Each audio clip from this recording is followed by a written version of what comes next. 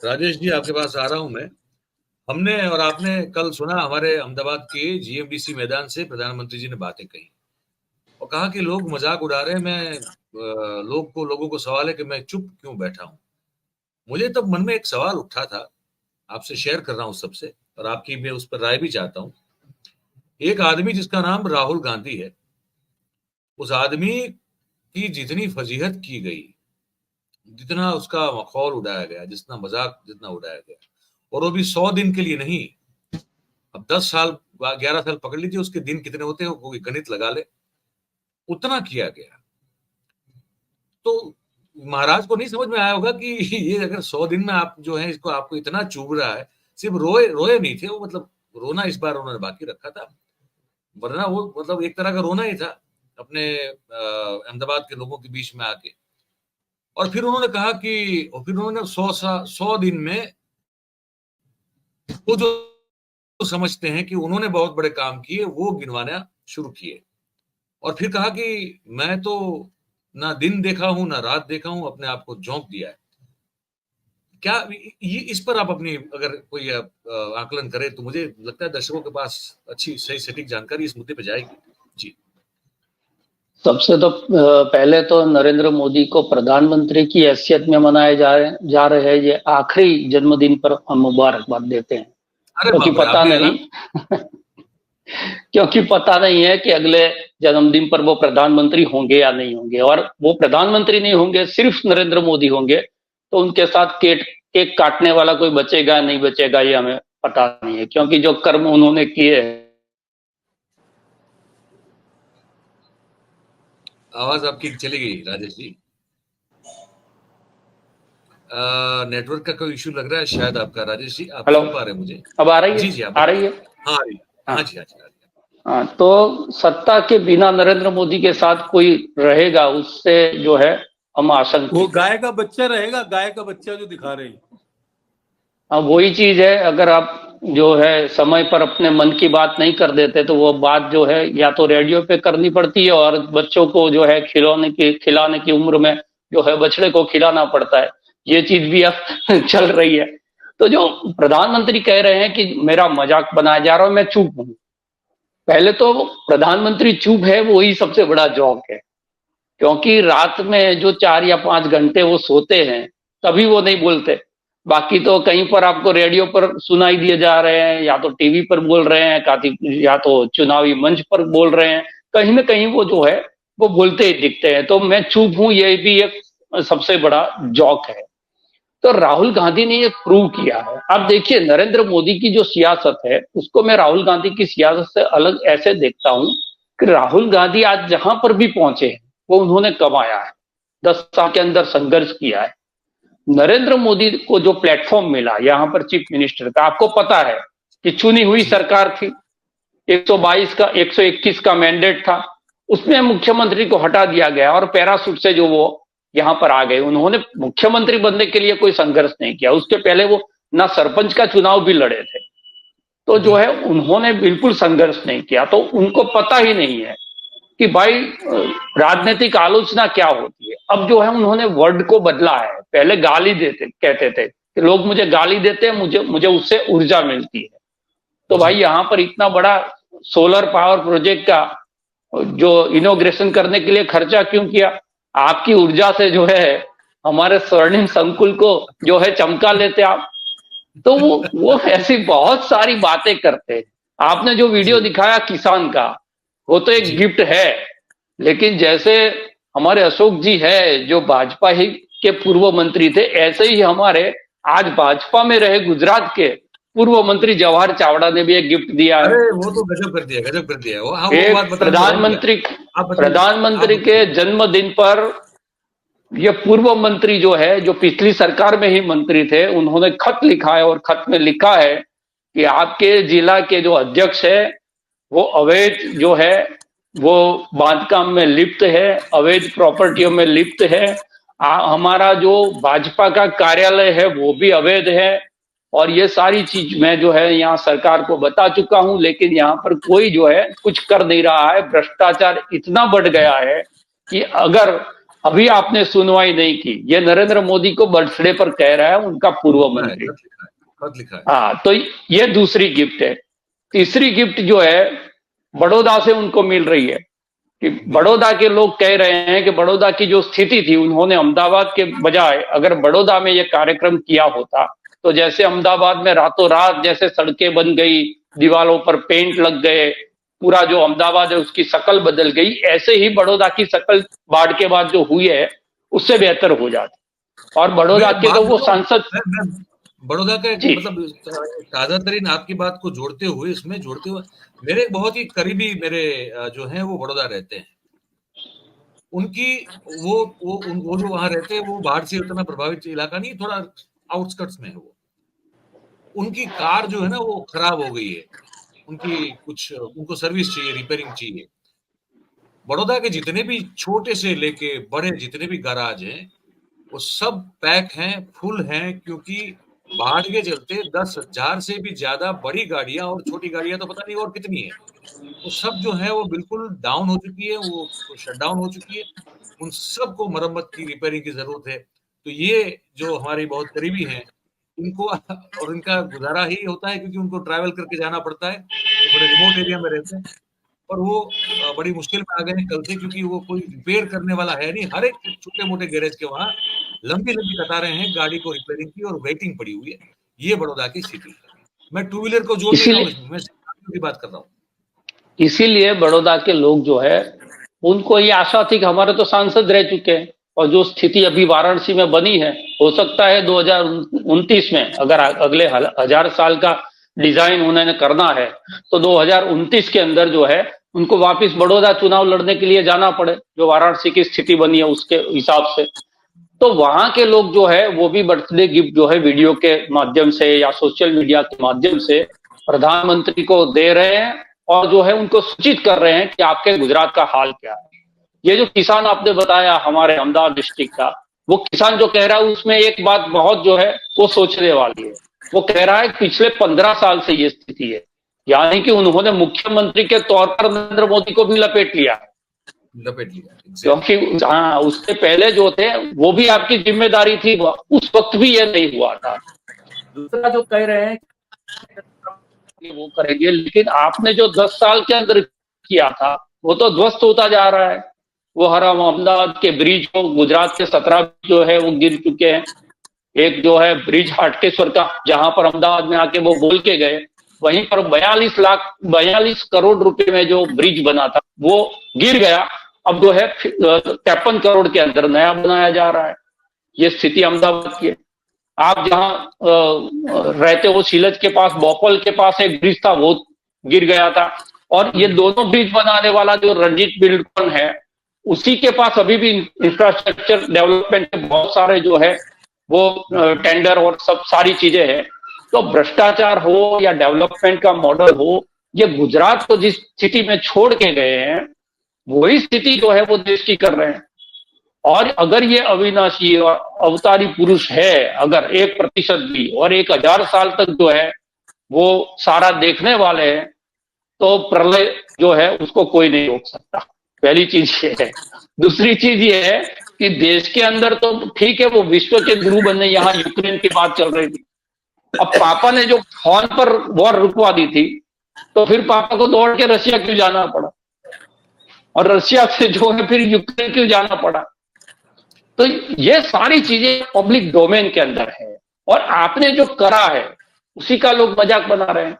आप अगर कहते हैं कि आपका मंगलसूत्र ये लोग छीन लेंगे, आपकी भैंस छुड़ा के ले जाएंगे, प्रधानमंत्री लेवल का आदमी जिसे लोग ये समझते हैं कि वो देश के विजन की बात करेगा, डेवलपमेंट की बात करेगा, अर्थनीति पर बोलेगा, विदेश नीति पर बोलेगा, वो अगर भैंस और मंगलसूत्र के तक सीमित रहेगा तो फिर लोग जो है आपको स्टैंडर्ड कॉमेडियन की तरह ही जो है ट्रीट करेंगे, और आपकी मजाक जो हो रही है उसका जवाब मजाक से देंगे।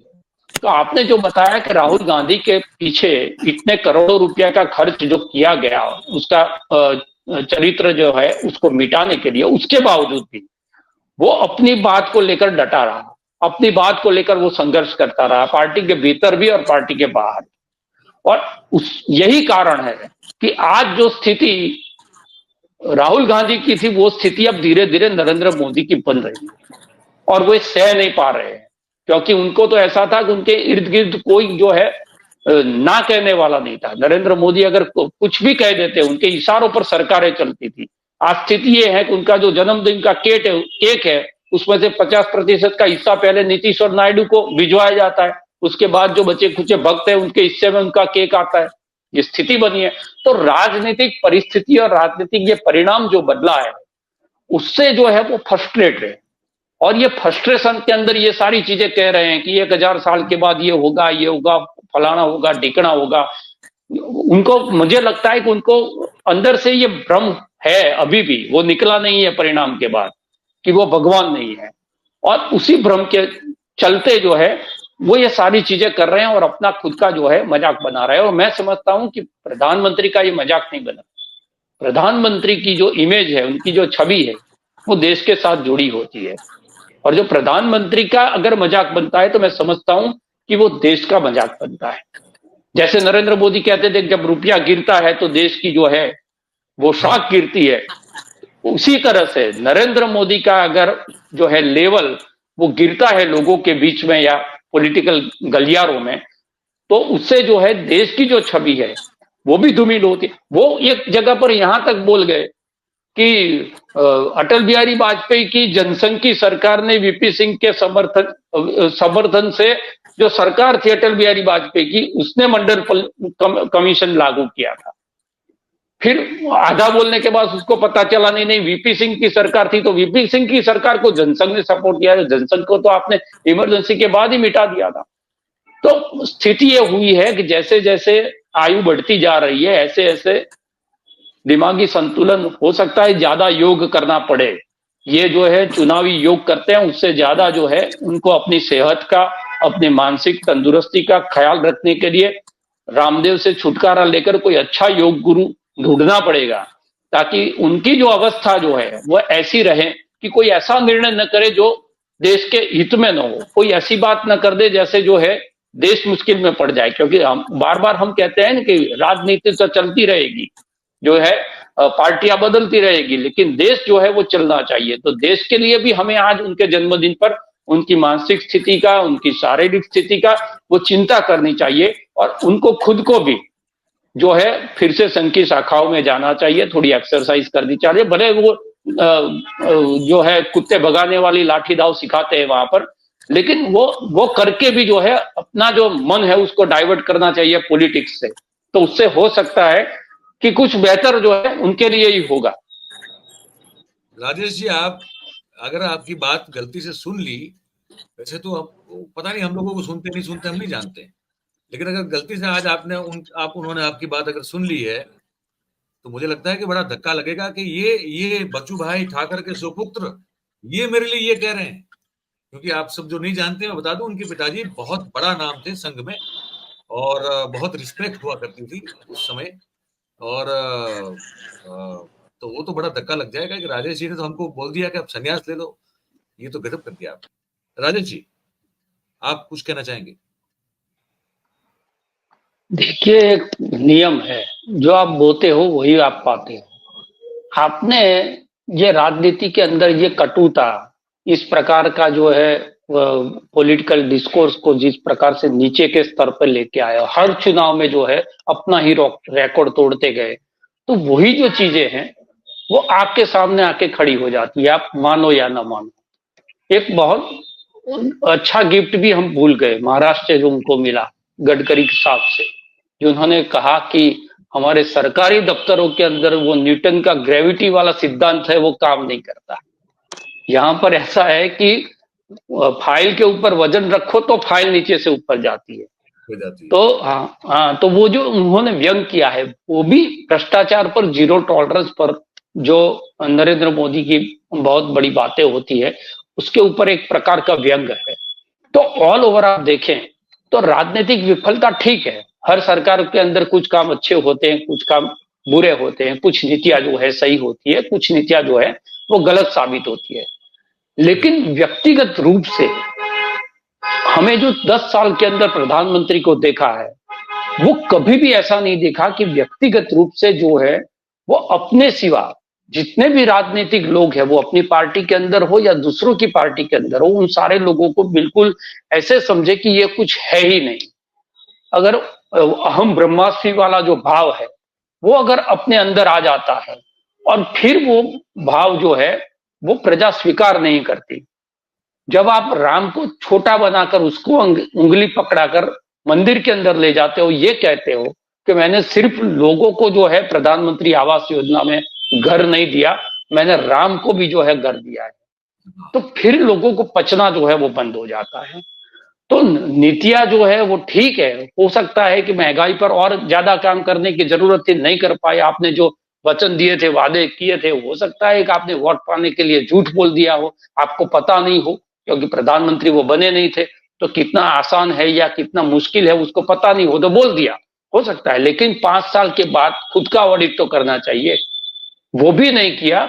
और जैसे उनको लगा कि मैं एक ऐसी शख्सियत हूं एक भारतीय राजनीति की कि जिसको कोई हरा नहीं सकता, और इसीलिए जो है वो लोगों का मैंडेट अपनी जेब में हो इस प्रकार की बातें करने लगे। अब की बार 400 पार, वो गुजरात को पूरा देश समझ गए। मयूर भाई, दिक्कत ये है, गुजरात के अंदर 30 साल में उनको कोई चैलेंज नहीं मिला। वो कांग्रेस की स्थिति क्या है वो हम जानते हैं, लेकिन उससे उनको ये लगा कि जैसा गुजरात है वैसा ही पूरा देश है। जैसे मैंने गुजरात को 30 साल तक अपने नियंत्रण में रखा है, मैंने कहा 150 पार तो 150 पार हो गया, मैंने कहा नो रिपीट थियरी तो सारे लोगों को बदल दिया, मैं चुटकी में जो है मुख्यमंत्री को बना सकता हूं, मुख्यमंत्री को उठा सकता हूं। आज वो स्थिति में आके बैठे हैं कि अगला जो है जन्मदिन है वो प्रधानमंत्री के तौर पर वो मनाएंगे या नहीं मनाएंगे, उसमें मुझे तो पूरा संदेह है। तो ये क्यों हुआ? वो इसीलिए हुआ कि आपका जो राजनीतिक चरित्र है उसको लोग पहचान गए कि भी एक व्यक्ति को देश से छोड़ दो, अपने जो है पार्टी से भी कोई मोहब्बत नहीं है, उनको उनको संघ से भी बहुत लेना देना नहीं, उनको एक ही चीज से जो है प्यार है, वो उनकी कुर्सी है।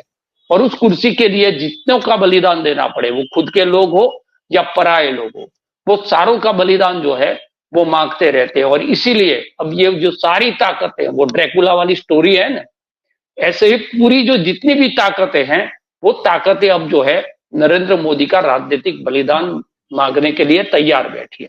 ये स्थिति हुई है। और ये जन्मदिन पर हमारी बातें सुने, ठीक है, वो हमारी बातें जो है वो मीठी नहीं लगेगी उनको, लेकिन असर आपकी बीमारी पर उसी चीज की करती है जो दवा कड़वी हो। तो उस दवा के रूप में अगर वो लेंगे तो मैं समझता हूं कि यहां से 4 PM से हमने जो भी बातें की वो सबसे ज्यादा उनके लिए हितकारक जो है वो गिफ्ट है।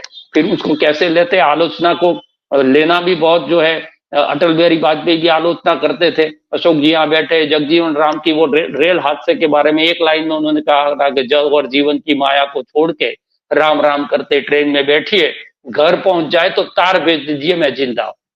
देखिए कितना खूबसूरत तरीका था आलोचना करने का, किसी को गाली देने की जरूरत नहीं पड़ती, किसी की गर्लफ्रेंड की जो है वो प्राइस टैग लगाने की जरूरत नहीं पड़ती, किसी की मां को बीमार हूं या किसी मां को गाय और बछड़े जैसे जो है प्रतीक देने की जरूरत नहीं पड़ती। आपकी जो वाणी है, मैं आपका सम्मान करूंगा तो ही मैं अधिकार रखता हूं कि आपसे सम्मान की अपेक्षा रखूं। अगर आप सारे लोगों के साथ इस प्रकार का व्यवहार करोगे, इस प्रकार की जो है वो स्टेटमेंट करोगे, तो सामने से बहुत देर तक जो है वो संयम का जो अपेक्षा रखना वो ठीक नहीं है। तो मैं आज के जन्मदिन पर मैं तो ये चाहूंगा कि नरेंद्र मोदी जो है वो सारी चीजों का अपना आत्मावलोकन करे, अपना खुद का ऑडिट करे। वो ध्यान में बैठे थे, कैमरे के साथ बैठे थे, एक बार बिना कैमरे के अपने अंदर जाके, अपनी आंखों का कैमरा जो है वो अपने दिल में जाके और देखे कि 10 साल के अंदर या पिछले 20 या 30 साल की राजनीति के अंदर मैंने क्या किया है। मैं समझता हूं उनको सारे जवाब मिल जाए। अशोक जी क्या कहेंगे, थोड़ा आपकी टिप्पणी चाहिए। राजेश जी ने आज मतलब पूरा क्लास ले लिया आज ये। भाई बहुत बढ़िया बोले राजेश भाई, और बहुत एनालिटिकल बोले। और आप लोग गुजरात के, आप भाई कुछ भी कह सकते हो, है ना? नहीं ऐसी हमको कोई छूट नहीं, लेकिन बहुत मेरिटोरियस बोले, बहुत मेरिटोरियस बोले। और it is a wonderful direction and suggestion, और बहुत बढ़िया बात है। बस उनकी सबसे अच्छी बात तो यही है, आखिरी जन्मदिन पे हमारी सबकी बधाई है। अब अगली साल को चेत जाए तो चेत जाए। आखिरी जन्मदिन एज प्राइम मिनिस्टर कहें आप, वो कई जन्म जन्मदिन वो मनाए बहुत हैं, प्रेशर में कई सरकार तो जन्मदिन नहीं मनाए चलेगी। हैं। मैं आपको एक बात हम बता रहा उनके हूँ। वो कहते हैं हम व्यक्तिगत विरोधी नहीं हैं। नहीं, कभी हम नहीं, कभी नहीं। क्यों? हाँ कभी नहीं। ये हम सरकार तो नहीं हम चलेगी। आप ये हम देखिए सिर्फ बाई इलेक्शन ये हो सिर्फ रहे हैं स्टेट परिस्थितियों से के, इस अवगत सरकार कराना, तो नहीं हम चलेगी। परिस्थितियों से अवगत कराकर एक सही मार्गदर्शन का कोशिश करते हैं, एक चीजों को उनके सामने रखने का कोशिश करते हैं।